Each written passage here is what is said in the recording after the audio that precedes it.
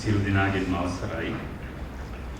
අසන්තිගේ කවි පොත අත්පිටපතව මට දුන්නා කියවලා බලන්න කියලා මේ පොත පළ කරන්නට කලින්. ඉතින් දවස් දෙකක් විතර ඇය මාත් එක්ක මේ කවි කියවලා මම යම් යෝජනා ඉදිරිපත් කළා. ඒ යෝජනා සැලකිල්ලට අරගෙන පොත සෑහෙන්න සංස්කරණය කරලා පළ කරලා තියෙන බව වැටහෙනවා. මට ඇගේ කවි කියවනකොට දැනුණු කරුණු කීපයක් මම සඳහන් කරන්න කැමතියි. ප්‍රධාන කාරණාව තමයි ඇයට යම් කිසි ස්ත්‍රියක් හැටියට කාන්තාවක් හැටියට කවියට නගන්න යම් අත්දැකීම් ප්‍රමාණයක් තියෙන බව මේ කවි කියවනකොට පේනවා. ඒවා යම් කිසි ආකාරයකට අපූර්වත්වයෙන් ඉදිරිපත් කරන්නට ඇය උත්සාහ දරලා තියෙනවා. ඇගේ ප්‍රතිභාව මට වැඩියෙන්ම පෙනුනේ ඇය මේ සංක්ෂිප්ත කවි ලියන්නට දරන ප්‍රයත්නයේදී. මම මුලින්ම මේ සංක්ෂිප්ත කවියක් දෙකක් ආශ්‍රයෙන් මේ අදහස පැහැදිලි කරන්නට කැමතියි. මෙන්න මේ කවිය තුරුබඳේ සවිය ළඟ ලතාවෝ එතුණාට බිම දිගේ දුවන වැල් මොනතරම් තිබුණාද, තැවෙන බව දැන දැනත් උඳු පියවිය පාවාඩ ආදරය ඉල්ලලා ඉතින් නඩු කීවාද. දැන් මේ කවියේ මට මේ මුද්‍රණයේ දෝෂයක්ද දන්නේ උඳු පියලි පාවාඩ කියලා තිබුණා නම් වැඩිය හොඳයි කියලා එකපාරටම හිතුණා. දැන් කියවනකොට හැබැයි මේ කවිය අනුභූතියටයි මගේ අවධානය යොමු වුණේ අත්පිටපත කියවනකොට. තුරුබඳේ සවිය ළඟ ලතාවෝ එතුණාට බිම දිගේ දුවන වැල් මොනතරම් තිබුණා. යම් උත්ප්‍රාසයක් උළුගන්වන්නට තමයි හදන්නේ.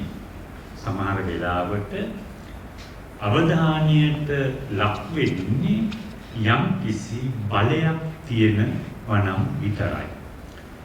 එතකොට තුරුබඳේ එතෙන්නේ ලතාවෝ වැල්.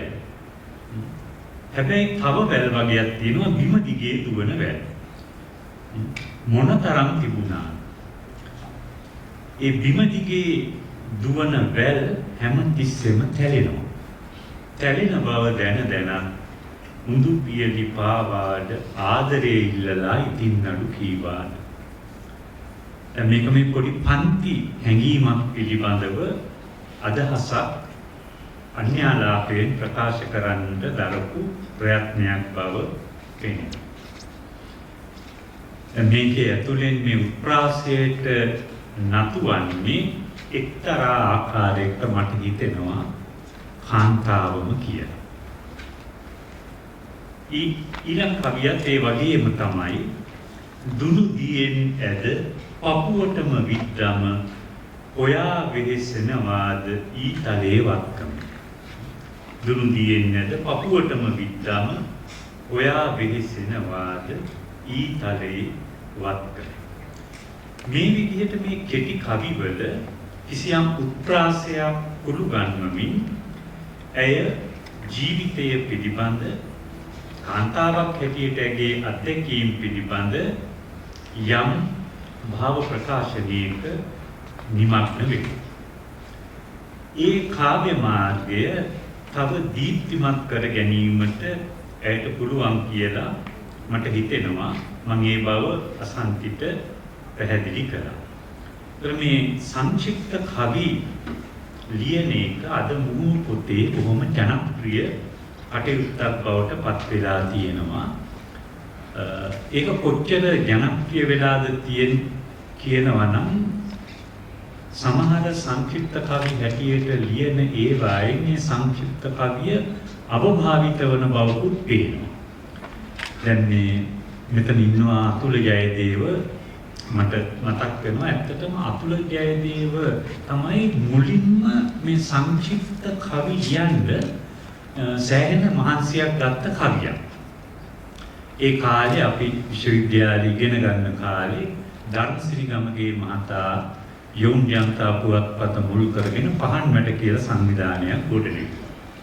ඒකෙන් මතුවෙච්ච කවියෝ කෙවිදියෝ තමයි අද ශාස්ත්‍රයේ සෑහෙන ප්‍රමාණයක් ප්‍රවීණව හැටියට ඉන්නේ. මල්ලියාවඩු කවියක් මෙතන ඉන්නවා. එම උඟ දෙනෙක් ඉන්නවා. එතකොට මේ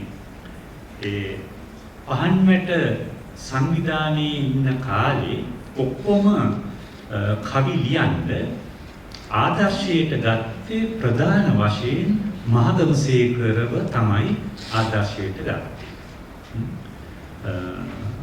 කීප දෙනෙක් ගුණදාස අමරසේකරගේ කාව්‍ය මාර්ගයේ යම්කිසි ආభాසයක් ලැබුවා. එතකොට පහන්මැට සංවිධානයෙන් කාව්‍ය සංග්‍රහයකුත් පළ කළා. ඒකෙත් ඔක්කොම තියෙන්නේ ඒ විදිහේ ටිකක් දිග කාව්‍ය. ඒ ආරම්භයේ ඉඳලම අතුල ජයදේව ලිව්වේ සංක්ෂිප්ත කවි. උද්‍යාකාරී කිලෝ මාතෘකා සහිතවත් ලිව්වා නැතුවත් ලිව්වා. අද ඒවා කියවලා බලනකොටත් ඔහුගේ කවිවල තියෙන යම් අගයක් අපට හඳුනා ගන්නට පුළුවන්. ඒත් මේ සංක්ෂිප්ත කවිය බා ජනප්‍රිය තත්ත්වයටපත් උනේ ආර්යවංශ රණවීර මේ කාව්‍ය මාර්ගය යම් අවබෝධයකින් ඉදිරිපත් කිරීම සමගම ඔහු සංක්ෂිප්ත කවිත් ලිව්වා. ඒ වගේම කවියේ සංක්ෂිප්තතාව කියන ගුණය පිළිබඳව යම්කිසි අවබෝධයක් ලබා දෙන්නට සමත් වුණා. මේක ඇත්තටම දෙකක්. කවියක සංක්ෂිප්තතාව කියන එක එකක්, සංක්ෂිප්ත කවිය කියන එක තව එකක්. මේ අසංඛ්‍යගේ පොත පුරාම මේ කාරණා දෙක පිළිබඳව ඇගේ යම් සංවේදීතාවක් පෙන්වුම් කරනවා. කවියක සංක්ෂිප්ත ගුණය කියන එක ඇය ඒ ගැන සංවේදී, අනිත් එක මේ සංක්ෂිප්ත කවිය සම්බන්ධව. දැන් අර මම කිව්වේ මේ මුහුණු පොත හරහා මේක අවභාවිත වෙලා තියෙනවායි කියලා. දැන් ඒකේ ඒ මුහුණු පොතේ පළවෙන සංක්ෂිප්ත කවි ටිකක් කියවලා බලනකොට හිතෙනවා ඒක සමහර වෙලාවට මේ කාව්‍ය ස්වරූපයේ පිළිබඳ කිසි අවබෝධයක් නැතුව ඒ ලියවිලා තියෙන කවි කියවන්නේ නැතුව මුහුණු පොතේම ලියවෙන කවි ටිකක් කියවලා ලියන්න පෙළඹිච්ච බව.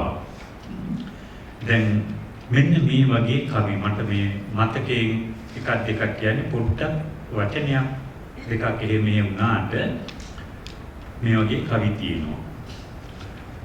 පාන් කන්න පුළුවන් මිරිස් කුඩු එක්ක. මේක සංක්ෂිප්ත කවියක්. පාන් කන්න පුළුවන් මිරිස් කුඩු එක්ක. දැන් මම කල්පනා කළා මොකද්ද මේ ලියලා තියෙන්නේ කියලා. පාන් කන්න පුළුවන් මිරිස් කුඩු එක්ක. දැන් මේ විදිහේ මෙන්න මේ විදිහේ කවි නිතර කියවන්නට ලැබෙනවා. එතකොට මේව ලියන අය එක්කෝ කල්පනා කරනවා පරස්පර වචන දෙක තුනක් එකට එකතු කරපුවාම සංක්ෂිප්ත කවියක් නිර්මාණය වෙනවයි කියලා. ඒක ටිකක් වැරදි අවබෝධයක්. ඇත්ත වශයෙන්ම සංක්ෂිප්ත කවියක් ලියන්න ටිකක් අමාරුයි කියලායි මට හිතෙන්නේ. හරිද? මේක කොච්චර අමාරුද කියනවා නම් ආර්යවංශ රණවීරම මේ පිළිබඳව ලියලා තියෙනවා. ඇතැම් කවියක් ලියලා ඉවර වුණාට පස්සේ ඒ කවියේ තියෙන අසම්පූර්ණතාව නිසාම 10-12 වතාවක් ලියපු අවස්ථා තියෙනවා. සමහර වෙලාවට එක සැනින් මේ කවි ලියවුණු බව. ඉතින් අර විදිහේ පොඩි විකාර රූපී වචන එකට එකතු කරන ඒවා කවිද. මෙන්න මේක තමයි මම දකින්නේ මේ අවභාවිත වීම කියලා. අසන්ති එහෙම නෑ. අසන්ති මේ සංක්ෂිප්ත කවිය ගැන යම් කිසි අවබෝධයකින් ඒ ස්වරූපේ කවි ලියන බව ඉතා පැහැදිලි. ඇය සිව්පදාකෘතියෙනුත් මේ සංක්ෂිප්ත කවි ලියන්නට එළඹිලා තියෙනවා. දැන් මේක පෑයිර මඩල දීරුම හසු වුණා වැනි රෑසඳ මඩල රාහුට විලි වුණා වැනි සෑ පුතාගෙන් සිළුමිණ ගිලි වුණා වැනි නෑසිත සතුට නුඹ මා ළඟ නැතුව හිමි. එතකොට මේ ජන කවි සම්ප්‍රදායේ නර ඒකල ජන කවි සම්ප්‍රදාය ආభాසයට අරගෙන ඇගේ භාව ප්‍රකාශනයේට මේ කාව්‍ය ස්වරූපය අත්හදා බලලා තියෙනවා. මේ වගේම තව එකක්. බලන්න ඕන මෙයාලගේ රැස් හිතාගෙන ඉන්නේ කියලා උසගස් නමුත් දන්නේ නෑ උණක් ගස් වැඩෙද්දී නැමිනවා පොළවටම හිස්. අර මං කලින් කියපු කවියේ ඍජු ලෙසම ජන කවි ආකෘතියක් ඒ ජන කවියේ මූලික ලක්ෂණත් භාෂාවත් ආදර්ශයට ගත්ත එකක්. මේක ඊට වඩා වෙනස් එකක්. මේකයේ යම් සුයියත්වයක් පෙන්වුම් කරනවා. බලන්න ඕන මෙයාලගේ රැස් හිතාගෙන ඉන්නේ කියලා උසගස් නමුත් දන්නේ නෑ උණක් ගස් වැඩෙද්දී නැමිනවා පොළොවටම හිස්. මේ උණ ගස් දිහා බලාගෙන ඉඳලා ලියපු කවියක්. ඒකේ යම් කිසි අන්‍යාලාපයකින් මේ සමාජයේ යම් යම් හේතු කාරණා මත පොඩි මහත් තත්ත්වයක් හිතට අරගත්ත පුද්ගලයන් පිළිබඳ සියුම් විවේචනයක් වැනි දෙයක් ගැබ් වෙලා තියෙනවා කියලා හිතෙනවා. මෙන්න මේ කවියක් මගේ හිත්ගත් කවියක්, ඇගේ කවිත්වය පළ කරන කවියක්. ඒකට මාතෘකාවක් නැහැ. 44 වෙනි කවිය. නොකියාම හැර යාම නොපැතුව මරණයකි. කියා මග හැර යාම හද පුරා සීරුමකි. නොතේරෙනසේ හිඳිමි කවිය දුක කියමි. මගේ සතුට මග හරිමි නුඹේ සතුට ළඟ නිවෙමි. මේක ඇත්තටම අසන්තිගේ කවිකම විෂද කරන කවියක් හැටියට මම දකින්නට කැමතියි. ඒවා පැරණිම අදහසක් තියෙනවනේ කවිය ගැන කතා කරනකොට අවම වචන ප්‍රමාණයකින් හැකිතාක් හැඟීම් කුළු ගැන්වීම කියලා. දැන් මේ අනුභූතිය මේ කවි අනුභූතිය ගත්තාම ඉතා දීර්ඝ කවියක් ලියන්න පුළුවන් අත්දැකීමක් ඇයි මේ ප්‍රතිනිර්මාණය කරලා තියෙන්නේ. හරි. හැබැයි ඇය ඒක කවියක් බවට පත් කිරීමේදී කාව්‍ය ශිල්පයේ තියෙන සියලු සාධනීය ලක්ෂණ ගැන ඇගේ සංවේදීතාව පළ කරලා තියෙනවා. ඒ වගේම මේ කවිය ස්ත්‍රීත්වය පිළිබඳ අදහසක් උළුගන්වන කවියක් හැටියට මට වැටහෙනවා. දැන් අද මම මේක වෙන තැන්වල සඳහන් කරලා තියෙනවා. මේ කාන්තාවන් හුඟක් කවි ලියන තත්ත්වයක් අද දක්නට ලැබෙනවා. නූතන කවිය අපිට මුලදී හම් වෙන්නේ මොනිකා රුවන් පතිරණ, ඊට පස්සේ යමුනා මාලනී පෙරේරා. මේ දෙන්නගෙන් ගොඩ කාලයකට පස්සේ තමයි කවි ලියන කිවිදියෝ අපේ නූතන කාව්‍ය ශාස්ත්‍රයේ හම්බ වෙන්නේ. අද වෙනකොට මොකම මට්ටමේ ඒ කවි ලියන කිවිදියෝ 40ක් 50ක් විතර අපිට හොයාගන්න පුළුවන්කම ලැබෙනවා. ඒ අයගේ කවිවල තියෙන විශේෂ ගුණය තමයි පිරිමින් ලියපු කවිවල නොතිබුණු ගුණයක් ඒ කවිවල තිබීම. උගාක් වෙලාවට දැන් කොළඹ යුගයේ ඉඳලම පිරිමි ලියපු කවිවල තිබුණේ ස්ත්‍රී වර්ණනා, ස්ත්‍රීන්ගේ රූප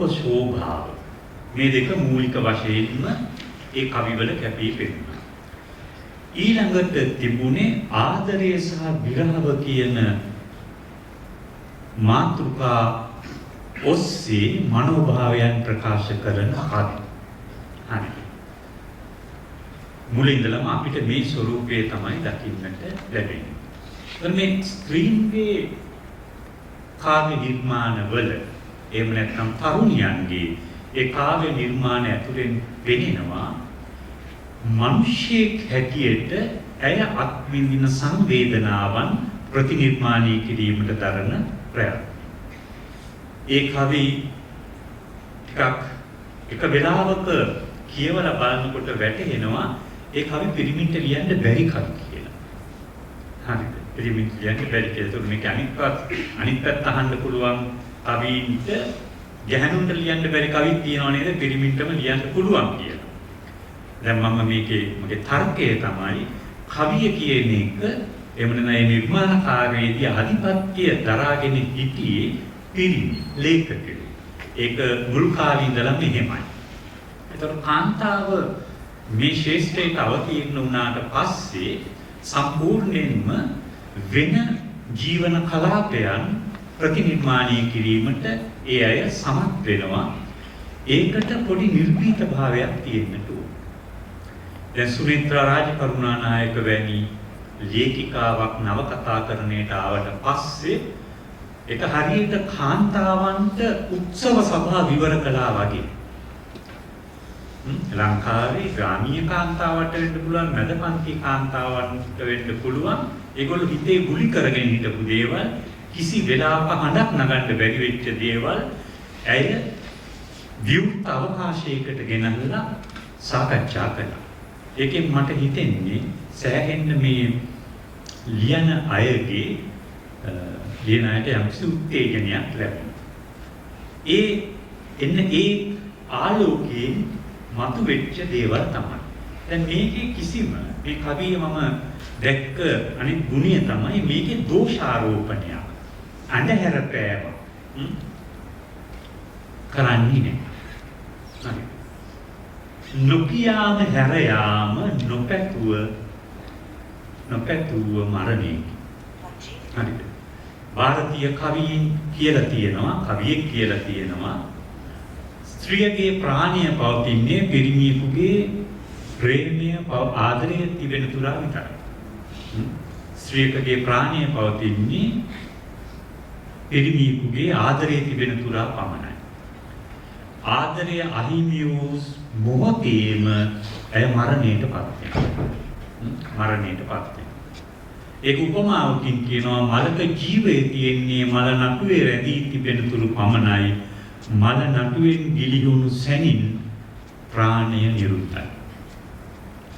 ඒ මලේ ප්‍රාණය නිරුද්ධයි. නොකියාම හැර යාම. දැන් මේක පිටු ගානක් විවරණය කරන්න පුළුවන් දේවල් තියෙනවා. සෑහෙන කාලයක් තිබිච්ච ඇසුරක් වෙන්නට පුළුවන්. හරිද?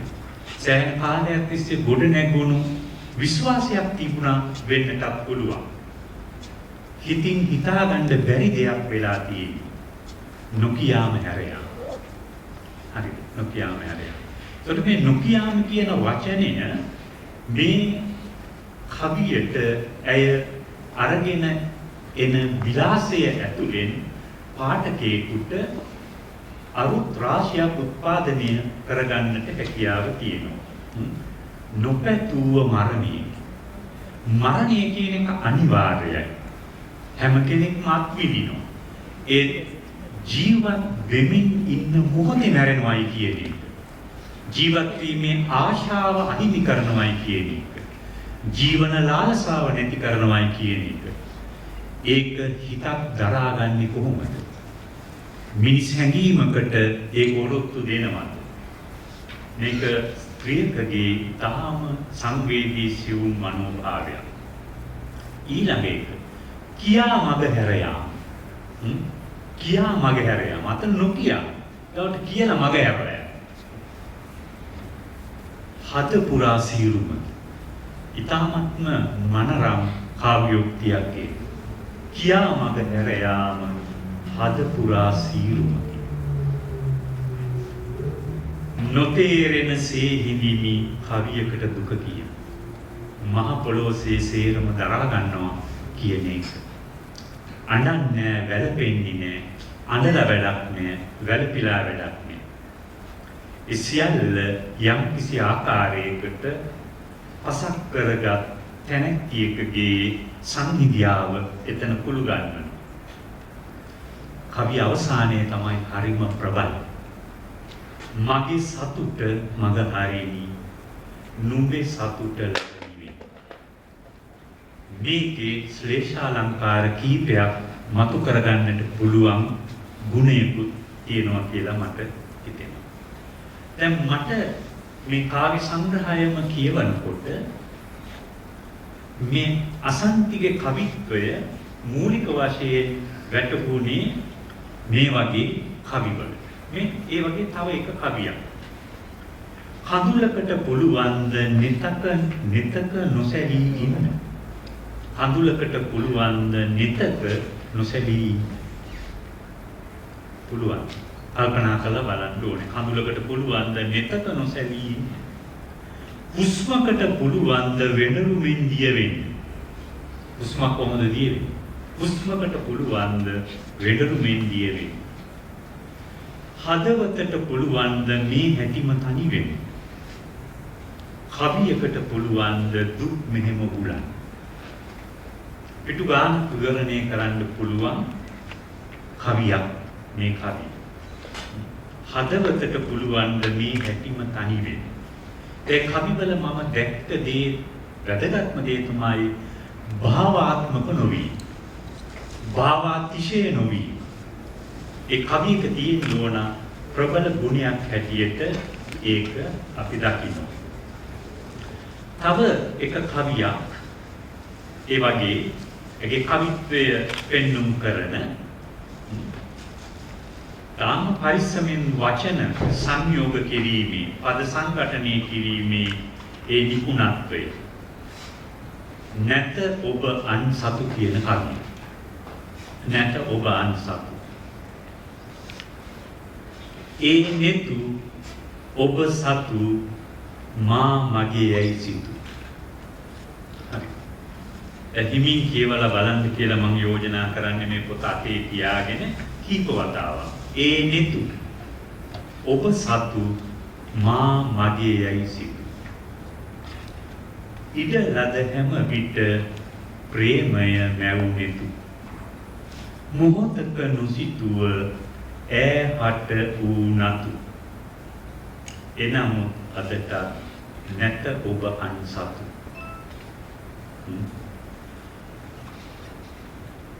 මට හිතෙන්නේ මේ වගේ කවියක් ලියන්න පුළුවන් මේ විදිහට සියුම්ව ලියන්න පුළුවන් විවාහක කාන්තාවකම පමණයි. වැරදි වෙන්න පුළුවන් මගේ නිගමනය. හරිද? මට හිතෙන දේ මම කිව්වා. හරිද? උගා වෙලාවට අද අපේ මේ සංනිවේදන තාක්ෂණය දියුණු වෙච්ච නිසා බොහෝ මෙවලම් එක්ක ගත කරන ජීවිතය නිසා හැම තිස්සෙම හැම කාන්තාවක්ම අත්විඳින සංවේදනාවක් මේ කිවිදිය මේ කවිය ඇතුලේ ඉතා සීරුවට චිත්‍රණය කරනවා. ඒක හරියට ඊටාම කුඩා පින්සලකට ලාසායම් අරගෙන විසල් කැන්වසයක් මත රේඛා සිතුවම් වලින් පරිස්සමෙන් සිතුවමක් අඳිනවා වගේ වැඩක්. ඒ නෙතු ඔබ සතු මා මගේ යයි සිතු. ඇය දෝෂාරෝපණයක් කරන්නේ නැහැ. හැබැයි යමක් ප්‍රකාශ කරනවා. ඇය අයිතිවාසිකමක් කියන්නේ නැහැ. පොතේ තේමාවම නඩු කියන්නේ නැහැ කියලා වැඩක් නැහැ කියලා. විශ්වාස පරමාඥාති. විශ්වාසයේ බිඳුනාට පස්සේ නඩු කියන මොකද? දැන් මේක ඉතාම ප්‍රබලව මුලින්ම අපේ නිර්මාණ සාහිත්‍යයේ සාකච්ඡාවට වාජනය කළේ හෙන්රි ජයසේන කුවේණි නාට්‍යයේ. ඒ කුවේණි නාට්‍යයේදී පුරාණෝක්තියේන කුවේණි ඉන්නවා විජය රජුරුත් ඉන්නවා ජීවහත්ත දිසාලක් ඉන්නවා. ඊගාවට මේ නාට්‍ය ඇතුළේම නිරූපණය කරනවා පොඩි ෆැන්ටසියක විලාසයෙන් අධිකරණයට නඩුවක් වහනවා. එතනක් ඉන්නවා කුවේනියක් ජීවහත් දිසාල කියලා දරුවෝ දෙන්නේ. මේක හරිම විශිෂ්ට නාට්‍යයක් හැටියට මම කල්පනා කරනවා.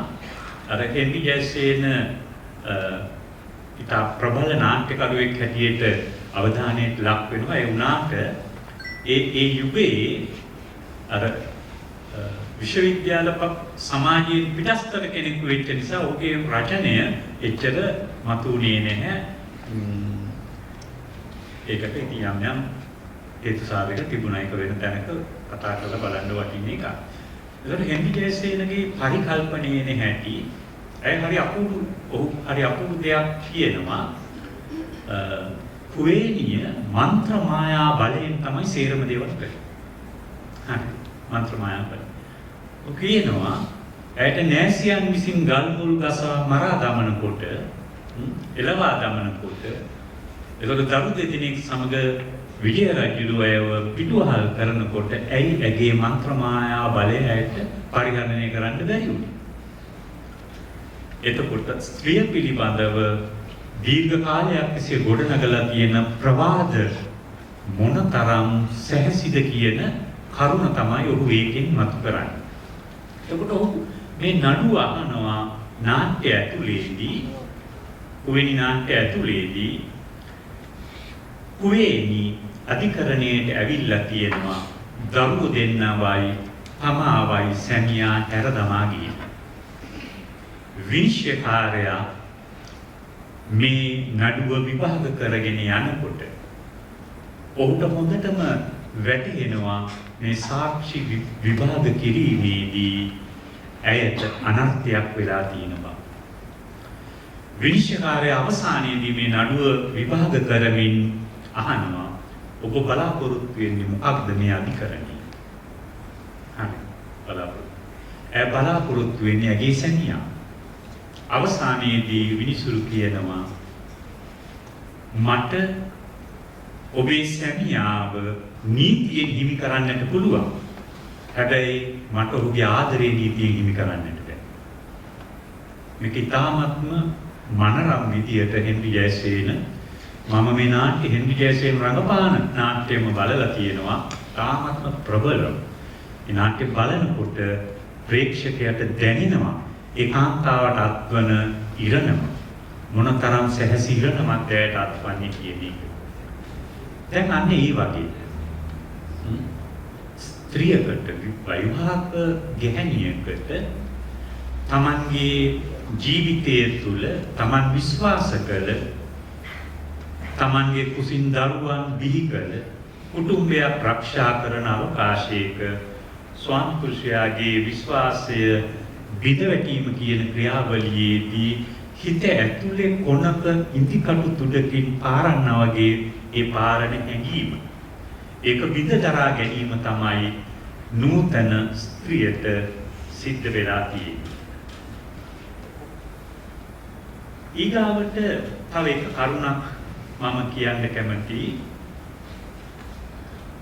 ඉතින් මන් නඩු කියන්නේ නැහැ කියන මේ පොතේ නමින්ම ලියවිලා තියෙන කවිය ගැන.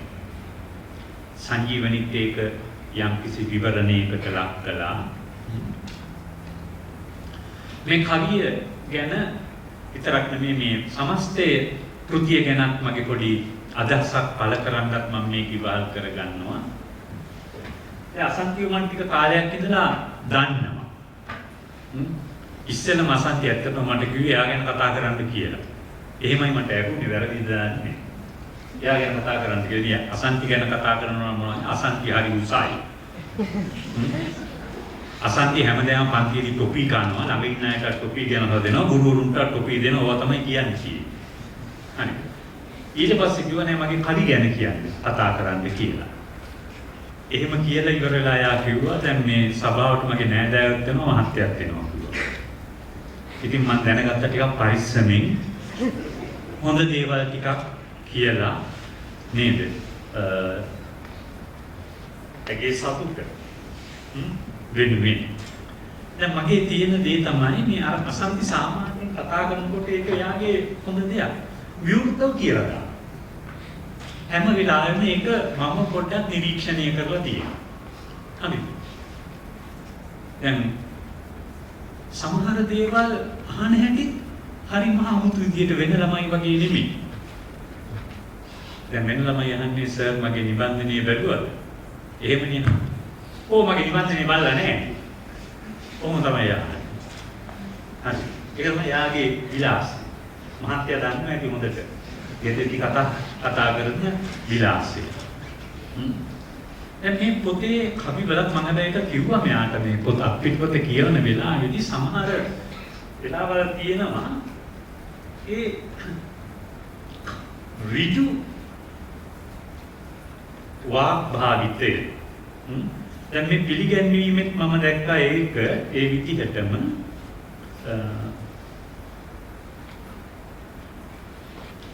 මේක ඇත්තටම මට මේ පෙරවදන ලියන්න එවපු වෙලාවේ මම දැක්කා මම මේ කියන්න ඕනේ කියලා හිතුවට මට ඒක කියන්න අමතක වුණා. මම දන්නේ මේක මෙතන කවි ලියන අනිත් අය ඉන්නවා මේ තව කිවිදියෝ ඉන්නවා කවියෝ ඉන්නවා ඒගොල්ලෝ කොහොමද කියන්නේ කියලා. දැන් මට හැඟෙන දේ මම මේ කියන්නේ මේ පිටුම මෙහෙම තියෙනවා. අහිමි බව හිමි මොන දෙයක්වත් නඩු කියා යලි ලැබිය නොහැකිය. හිතින් විතරක් විනිශ්චය කර නොසන්සුන් සිත අහක් කරපි. අහක් කරපිය කියපු හැටියෙම මොකද්ද මන්දා එකක් වෙනවා කියලා මට දැනෙනවා. අහක් කරපිය. හරි. ඒක නිකන් හරියට මහ පොළ වැඩි කරපිය කියනවා වගේ එකක්. හරි. එතකොට දැන් ශිෂ්‍ය නායකයෙක්ට කිව්වහම මහ පොළ වැඩි කරන්න කිව්වට වැඩක් නැහැ සර් දැනෙන්නේ නැහැ ඒක. ඒකේ විරෝධාකල්පයක් නැහැ කියලා කියනවා. මහ පොළ වැඩි කරන්න බණ කියනවා ඒක හරියන්නේ. මහ පොළ වැඩි කරව. එතකොට තමයි ඒක දැනෙන්නේ. ඒ ශිෂ්‍ය ව්‍යාපාරයේදී කවියේදී අපිට ඒක ගැන ටිකක් හිතලා බැලුවොත් හොඳද? නොසන්සුන් සිත අහක් කරපි. එතකොට කොච්චර ඒ ආවේගයක් පාලනය කරගන්න පටන් ගත්තත් ඇඟිලි අතරින් රිංගල ඇවිල්ලා තියෙන ආවේගය මේ වචනේ දාපු එක. මට හිතෙන්නේ මේ පිටුම මෙතනින් ඉවරුණා නම් හොඳයි කියලා. අහිමි බව හිමි මොන දෙයක්වත් නඩු කියා යලි ලැබිය නොහැකි.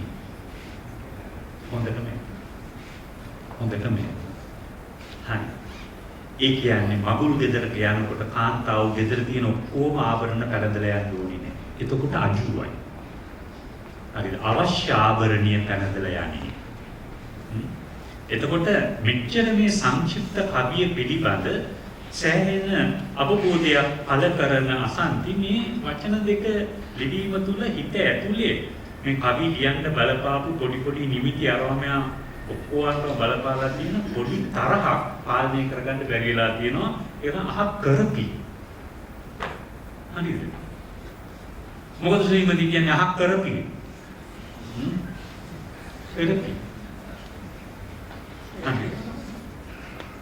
සමහර වෙලාවට කෙනෙක් තර්ක කරන්න පුළුවන් ඒකම තමයි හොඳම වචනේ කියලා. ඉතින් ඒක ඒ අලුත් විදියට කියවන එක ක්‍රමයක් වෙන්නත් පුළුවන්. හරිද? හැබැයි එහෙනම් ඒ කරපිය මරපිය අර ආගේ භාෂාව හැටියට අනිත් තැන්වල තියෙන අනිත් තැන්වල නැහැ ඒකයි. අනිත් තැන්වල නැහැ කිව්වට ඉඳ හිට තැන්වල ඇගෙන් ඒක මතුවේ. අසන්ති මෙන්න මේක ගැන ටිකක් සංවේදී වෙන්නට ඕනේ. මොකද හුඟක් වෙලාවට දැන් අද නූතනයේ කවි ලියන කවියෝ කීප දෙනෙක් ඉන්නවා. මට හිතෙන්නේ කවි ලියන අය ඒගොල්ලන්ව අභ්‍යාස කරන්නට ඕනේ. හරි. ඒ කවින්ව අභ්‍යාස කරන්නට ඕනේ. කොහොමද කවියක පරිසමාප්ත ගුණය ඒ අනුභූතියට උචිත භාෂා ප්‍රයෝග නිර්මාණය කරන්නේ කොහොමද කියන්නේ. ඒ විදිහේ කවීන් දෙන්නෙක් මම නම් කරන්න කැමති ඒ දෙදෙනාට ගෞරවයක් හැටියට පළමු වෙන ලක්ෂාන්ත අතුකෝ. දෙවෙනි නඳුන්‍යසිත දසන. හරි. කවියක පරිසමාප්ත ගුණය. ඉතින් මම නඩු කියන්නේ මේ අසන්තිගේ කවිය. උන් හොයන්නෙම ඉහළ අත්තා විනෝදෙට මෙන් මලක පෙත්තා ජීවිතේ අතැඹුලසේ රැක්කත් එහෙව් සාවිට වැටුනි කොක්කක් අර කොක්කක් කියන එකත් කරපිය වගේ ධ්වනියක් තමයි මට ඇති වෙන්නේ පොඩි බාල ගතියක් එනවා ඒක දාපු ඇති කොක්කක් අපි කොක්ක පටල ගන්නවා තමයි එහෙම ඒක කොක්ක මෙතෙන්දී මේ කවිය සන්දර්භයට පොඩි හානියක් කරනවා කියලා මට හිතෙනවා එහෙව් සාවිට වැටුනි කොක්කක් මේ කාව්‍යය නැවත නැවත ලියන්න තිබුණා කියලායි මට හිතෙන්නේ. තරහ නැහැ නේද මේවා කිව්වට? දැන් මම ඉවරලා ඇහුවොත් තරහ නැහැ කියලා. තරහලා වැඩක් කියලා දැන් කියන්නේ. කියලා ඉවරනේ. එහෙමයි කියන්නේ. කියලා ඉවරනේ දැන් මොකට තරහලා? එහෙමයි. මහා දවාලක බිමට වැටිලා බිඳුණු බඳුනක රිදුම් ඇහිලා ඒවා හරිම මනරම්. හරිද? තාම සියුම්ම භාෂාව පරිහරණය කරන්න හොඳටම පුළුවන්කම තියෙනවා. ඒකයි පොඩ්ඩක් අර පාඨකයෙක් හැටියට හිත රිදෙන්නේ. මහා දවාලක බිමට වැටිලා. කළුවරක නෙමෙයි, අඳුරක නෙමෙයි, නුඹුරු තැනක නෙමෙයි. මහා දවාලක බිමට වැටිලා බිඳුණු බඳුනක රිදුම් ඇහිලා. බැඳුණු දෙනෙතේ වෙලුම ලිහිලා බැලුවේ නීතියේ තිමිර බැඳිලා. බැලුවේ නීතියේ තිමිර බැඳිලා. කොච්චර බුහුටි ලෙස කවි බස හසුරලා තියෙනවා.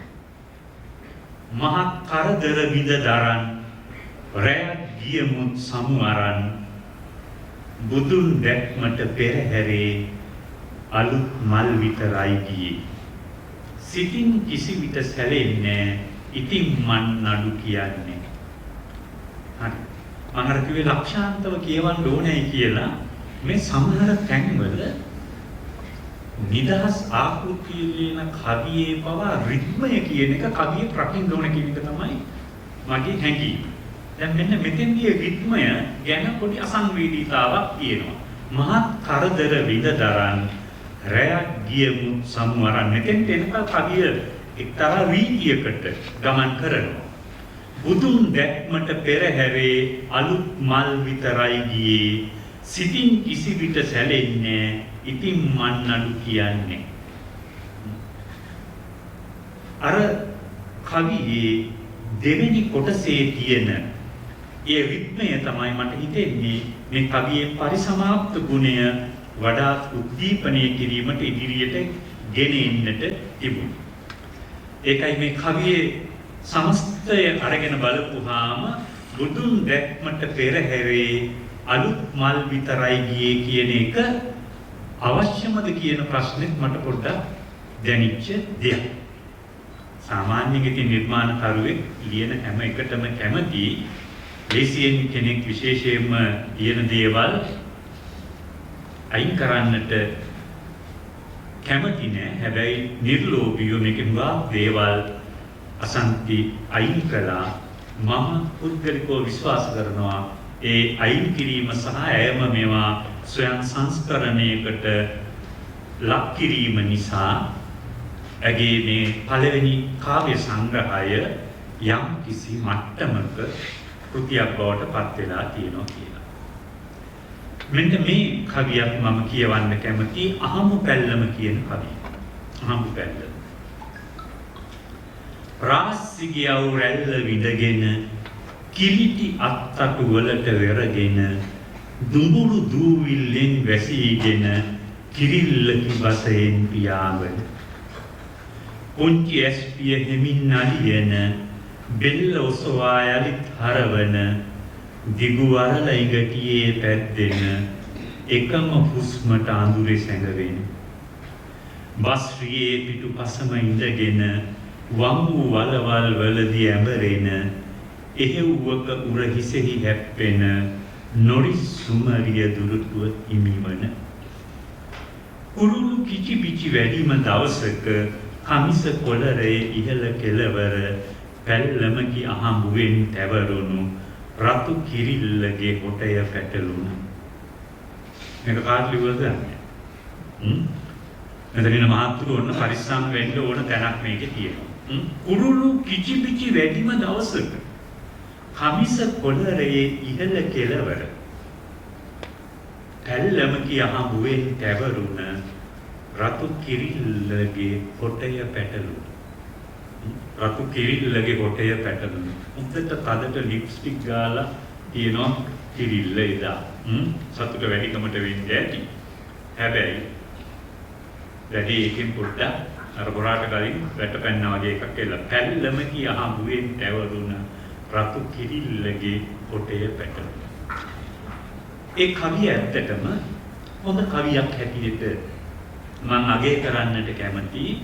ඒ කවිය ඇතුළෙන් අර මම කියපු මම කියවර කාන්තාවන්ට දැනෙන සංවේදනාවක් ඊ타ත්ම සිවුම් ඒ ජීවන සංවේදනාවක් හොඳ සංයමයකින් ප්‍රකාශයට පත් කරලා තියෙන කවිය.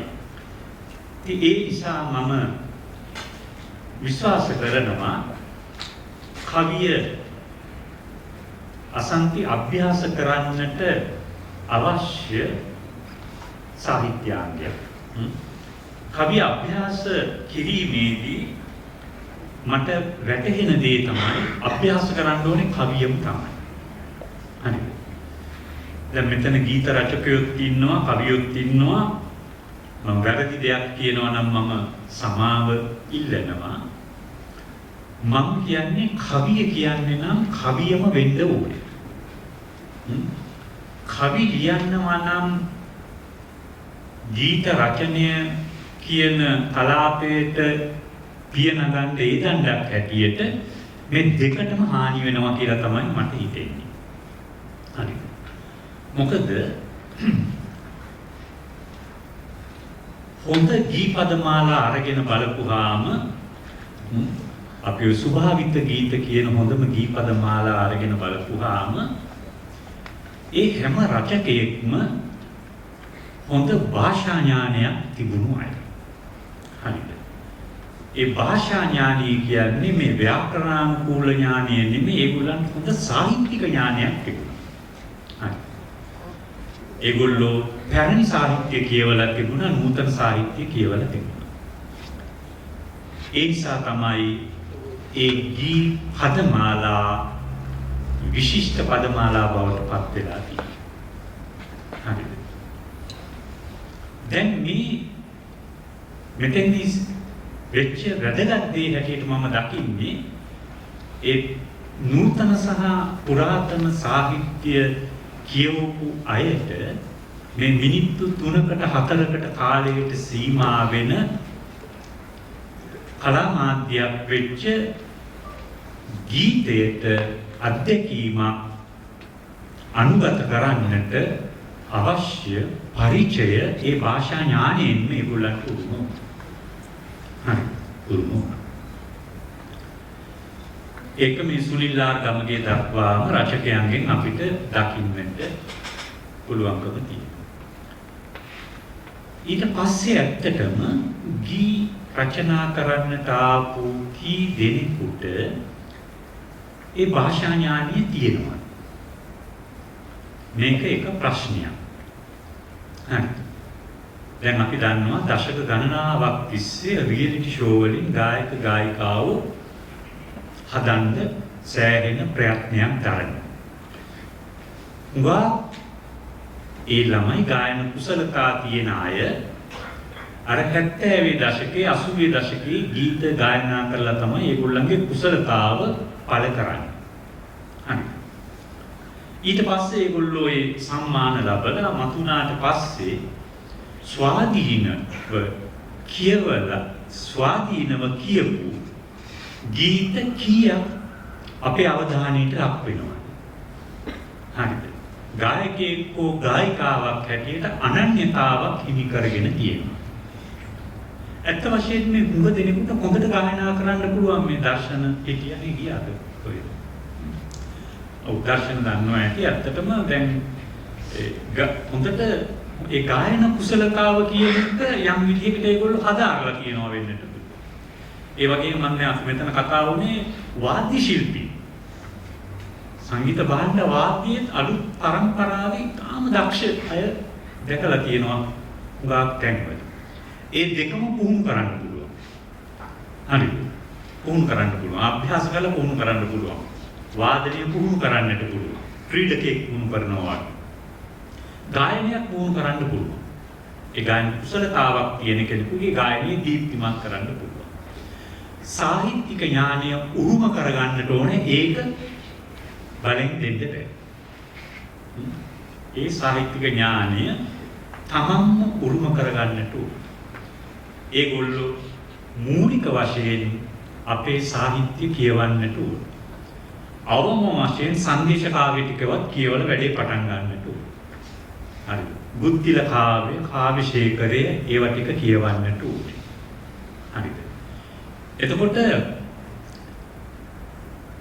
පොහොසත් භාෂා සම්ප්‍රදායක් තියෙන උරුම රටක ඒ භාෂා සම්ප්‍රදාය ස්පර්ශ නොකොට එහෙන් මෙහෙන් වචන පුරුද්දලා මම හිතන්නේ රසිකයෙකුට චමත්කාරයක් අත්කර දෙන්නට පුළුවන් කියලා. හරි. දැන් මේක මෙහෙම වෙලා තියෙන්නේ නැහැ. කවිය කියන්නේ අද දුප්පත් සාහිත්‍යාංගයක් බවට පත් වෙලා තියෙන එක. මම මේ කියන එක වැරදි නම් සුනිල් මේක නිදහස් කරන්න ඕනේ. ගී පදමාලා රචකයෝ අද ටිකක් පොඩි සිවිල් බලයක් තියෙන අය.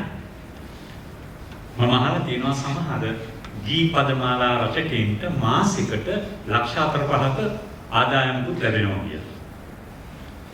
ඒගොල්ලන්ට ආදායම ලැබුණට ඒගොල්ලෝ ඇත්තටම අද ජීවිතුන් අතර නැහැ. ඒක ඉතින් එකක් අර සටන් කරලා දිනාගත් එකක් වෙන්නට පුළුවන්. හරිද? කවියෙකුට එහෙම හම්බෙන්නේ නැහැ. ඒතර ගීතය කියන එක මේ තාක්ෂණික මෙවලම් අස්සේ ජනප්‍රිය වෙච්ච සාහිත්‍යයක්. හරිද? එතකොට සංවේදන මාධ්‍ය ගණනාවක් තියෙනවා. සංවේදන මාධ්‍ය පවතින ගීතය කියන මාධ්‍ය තුලින්. ජෝතිපාලට ජීවිතේට හම්බ වෙන්න ඇත්ත දැන් මේ ජෝතිපාලක සින්දු කියලා හම්බ කරන අය හම්බ කරන මුදල. හරිද?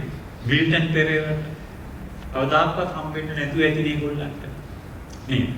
එතකොට මේ සංවේදන මාධ්‍ය ව්‍යාප්ත වීමත් සමගම ගීතය අතිශය ජනප්‍රිය සාහිත්‍යාංගයක් වුණා. ගීත නැතුව කිසිම ගුවන් නාලිකාවකට පවතින්න බෑ. හරි. ඒ නිසා මොකද උනේ කවිය කියන එක ක්‍රමයෙන් පොඩ්ඩක් නිකන් පිළිගන්නට තල්ලුණා වගේ දෙයක් වෙනවා. හරිද?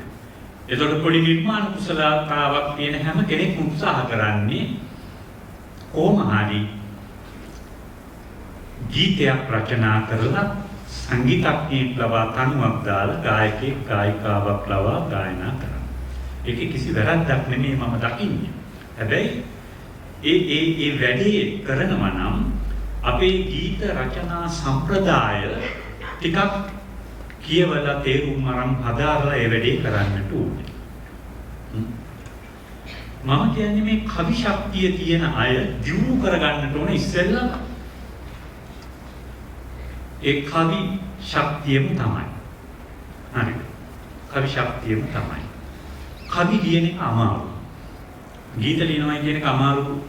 ඊට වඩා අමාරු වෙන්න පුළුවන්. මොකද ඒකේ පොඩි කාලයක් ඇතුලේ පොඩි සටනක් තියෙනවා. මේ අමාරු කියන එකෙන් මම අදහස් කළේ මොකක්ද? යම් කිසි පාඨකයෙක් එක්ක රසිකයෙක් එක්ක යම් කිසි අර්ථ සම්පන්න ගනුදෙනුවක් කරන්න පුළුවන් කවියෙන් තමයි. ගීතෙන් ඒකේ තරමට කරන්න බෑ. හරිද? ගීතෙන් ඒකේ තරමට කරන්න බෑ. සංකීර්ණ ජීවිතානුභූතියක් උල්ගන්වන්නට පුළුවන් මාධ්‍යයක් තමයි කවිය. හරි. දැන් එක එක තලයේ ලියවිලා තියෙන කවි අරගෙන බලපුවාම සිරිගුණසිංහ 56 ලියපු කවියක් තියෙනවා බුදුන් දැකීම කියලා කවියක්. බුදුන් දැකීම කියලා කවියක්. සිරිගුණසිංහ දෝෂ දර්ශනයට ලක් කළ ඒ කාලේ සාම්ප්‍රදායික විචාරකයෝ මේ කවිය මුල් කරගෙන බුදුන් වහන්සේට අවමන් කළා කියලා. ඇත්තටම සිරිගුණසිංහ බුදුන් වහන්සේට අවමන් කිරීමක් නෙමෙයි කියන්නේ. ව්‍යාජ ශ්‍රද්ධාවට පිළිකුල ප්‍රකාශ කරන්නේ. ඒගොල්ලෝ ධර්මය නොදන්නා බව. ඒ කවිය අවසානයේදී කියන්නේ මොකක්ද? කවි අවසානයේ කියන්නේ මේ සර්දා වැල් ගොන්නෙන් හැදුණු බිත්තියේ එක සිදුරකින් කතකයාට බුදුන් මුහුණ පේනවා. බුදුන් මුහුණ මට හොඳින් පෙනේ එනමුත් සර්දාවක් මට නැත. මේ කවිය එදාට වඩා අදට වටිනවා සමස්ත කවිය අරගෙන බලපුවා. මේක පුරා ගැඹුරු සාකච්ඡාවකට බඳුන් කර පුළුවන් අද භික්ෂු සංස්ථාවට අස් වෙලා තියෙන ඉරණ. මේ 56 ලියපු කවියෙන් මේක පොඩි එයා අනාගත වක්තෘවරයෙක් හැටියට මේ කවියෙන් කරන්නේ මේ කොහාටද මේ යන්නේ? අද බලන්න පන්සල් ප්‍රධාන පන්සල් වලට ගිහා මොන විදිහේ වැඩද මේ අහිංසක උපාසක උපාසිකාවන්ට සමහර භික්ෂුන් වහන්සේලා කරන දේවල්. මගේ නැන්දම්ම ජීවිතුන් අතර ඉන්න කාලේ මට කියලා තිබුණා මැරෙන්න කලින් යන්න ඕනේ කියලා අර ඈත පන්සලක් තියෙනවා මට ඒක නම මතක නැහැ ඔය මේ පොළොන්නරු කියලා කොහෙද යන්නේ අර ඈත එක මේ සෝමා කියන්න ඕනේ කියලා ගියා. ඉතින් දැන් මේ යුතුයකමක් හැටියට ඉතින් ගියාට පස්සේ දැන් හැන්දෑවේ පූජාව දෙන වෙලාවේ ගිහලා බලපුවාම එතන තියෙනවා 1000 පූජා වට්ටි 2500 පූජා වට්ටි ඉඳලා තියෙනවා 10000ක් දක්වා තියෙනවා. තව තියෙනවා විශේෂ පූජා වට්ටි ඒවට Tamanට කැමති ගාණක් දෙන්න පුළුවන්.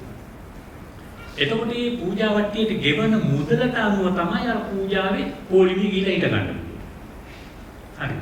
ඉතින් මම මේ බලාගෙන හිටියා බැලුවට වෙන හරි අහිංසක කාන්තාව. හරි. කොහොම දුකසේ හොයාගත්ත සල්ලි මේ වන්දනාවේ ඉන්නේ. හරිද? මිටි කරගෙන ඇවිල්ලා දෙනවා. හරි. ඉතින් ඒවල විවිධ අලුත් ක්‍රමවේදක් තියෙනවා. ඒකට වෙනම ඉන්නවා. ඒ හාමුදුරුවෝ ඒවල අලුත් පිළිවෙත් සම්ප්‍රදායන් හදලා එන්න. දැන් මොනවද මේ කරන්නේ? සර්දාව කියන එක ගිහිල්ලා නතර වෙලා තියෙන්නේ කොතනද? කොයිද ධර්මයේ? දැන් ඒකයි මම කියන්නේ කවිය කියන සාහිත්‍යාංගයේ තියෙන ප්‍රබල දේ තමයි කවියේ කාර්යභාරය ටික බරපතල එක. හරි. බරපතල එක.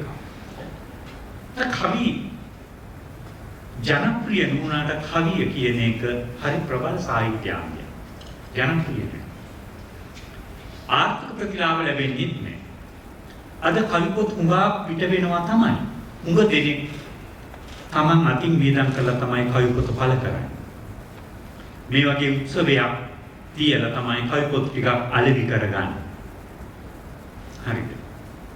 ගීතයක් ජනප්‍රිය වුණොත් එහෙම හරිද? ඒක නිකන් හරියට ස්විප් එකක් වටිනවා වගේ තමයි. ගීතයක් ජනප්‍රිය වුණොත් එහෙම. සින්දු තෝරන වැඩසටහන් තියෙනවා එක දේවල් තියෙනවා ඔක්කොම ඇවිල්ලා ඒක තෝරන. හරිද? කොට ජනප්‍රිය වෙච්ච ගීතයක් අපි තුමු සාජ්‍ය සූරිය වගේ කෙනෙක් ඇවිල්ලා තේරුවොත් එහෙම හැම channel එකේම දැන් ඒක ගන්න. සනතු කැමති ගීතය කියලා. දැන් නම් සනත්ව දන්නවද දන්නේ නැහැ. කවුරු හරි කැමති කෙනෙක්. හරි. දැන් මේ ක්‍රියාවලිය ඇතුලේ මම කියන්න උත්සාහ කරපු දේ තමයි කවියෝ ඒ කවිත්වයේ තියෙන අය ගීතයේ කියන සාහිත්‍යාංගය එකක් ප්‍රගුණ කරේ නැත්නම් මම පුද්ගලික විශ්වාස කරනවා ගීතය හොඳ ගීපදමාලා රචකයෝ අපේ හිටපු ඒගොල්ලන්ට තිබුණා හොඳ සංගීත සංවේදීතාවක් තිබුණා. හරි. ඒගොල්ලෝ සංගීතඥයෝ නොවන බව හැබෑව. ඒගොල්ලන්ට හොඳ සංගීත සංවේදීතාවක් තිබුණා.